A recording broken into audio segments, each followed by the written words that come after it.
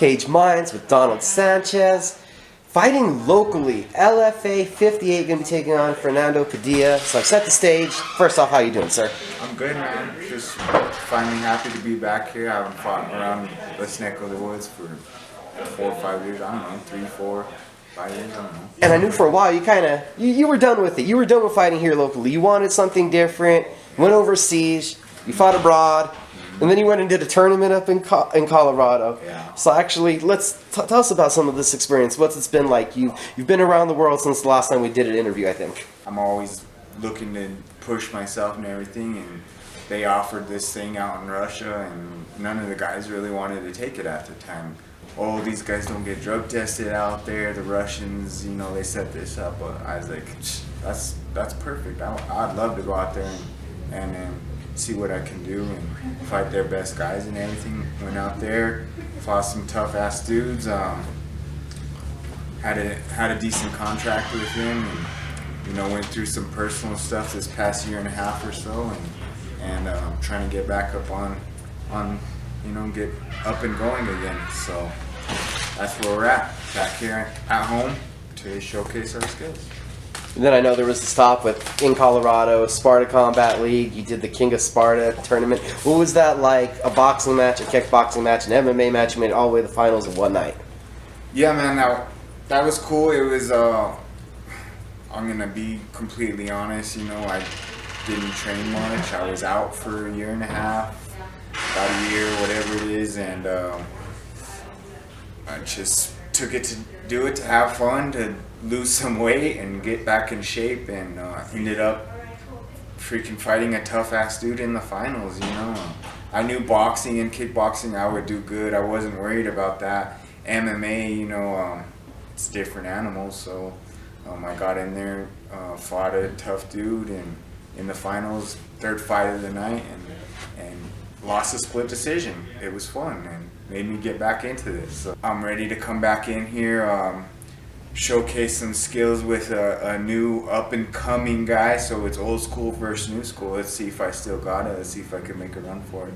Were you planning this run? Was Sparta the kickoff to reigniting the fire, or was it dipping a toe in the water, kind of, so to speak?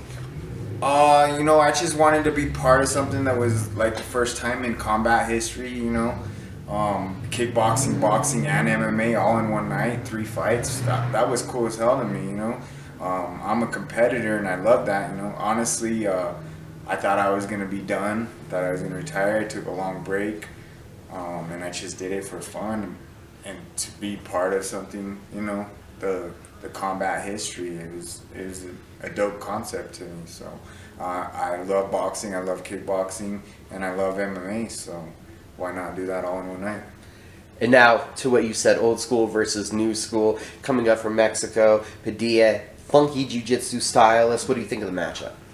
You know, it's jiu-jitsu's always been my thing that screws me over. You know, I've been choked out a couple of times. I've had jiu-jitsu guys hold me down and lose decisions. So let's test myself. Let's see if I'm here to come back or not.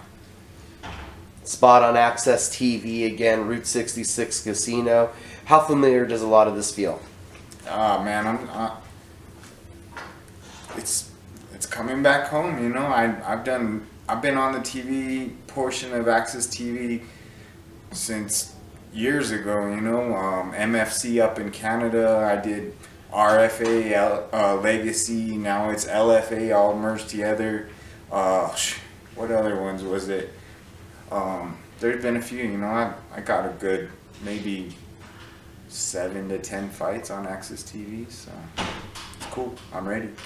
And fighting here in New Mexico, does there bring an extra spark now that it's been a while? Not so much an extra spark, but I've obtained so many different friends and fans and everything here locally. It's I'm gonna have a lot of new people there, and they haven't experienced that loud crowd that I have, so it's going to be cool to showcase that for all of them as well. You've been doing this so long, what do you expect of yourself? What kind of performance are you expecting to put on? Ah, man, what do you expect? Come on, you know, I always put on a fight no matter what. If I'm outmatched, You know, I may have been choked out or something, but I always put on a good fight, a war. You know, I've been in so many fight of the years, maybe fight of the year 3 or 4 times in the past 5 years. So another fight of the year, maybe, unless he's gonna try to hold on to me, but I doubt that. And then tell us about the camp. Training's a little different for this one, I'm thinking. Yeah, man. So I just kind of going a little bit of here and a little bit of there. You know, I train with Isaac Valley Flag at Tier 1 MMA. I come here to Jackson's Acoma with Urso and Landon and all these guys. There's these young up and coming guys that are hungry, man. And, you know, we got this Jesse over here. He's walking back and forth. He's waiting for his name. You're gonna hear about him here soon too. It's just, you know, and I go and work with Saint Nick Gonzalez at his place. I'm just not into the spar 3 times a week anymore. I just want to work and learn. Again, a funky jiu-jitsu guy. What's going to be key to getting your hand raised on the 25th? Like always, put my hands on them. You know, try to keep it up, standing up. He is a taller guy and has some boxing credentials, but I have heavy hands. It hasn't been until recently that I've been able to expose that to myself. I have a dirty right hand, and it's putting people out.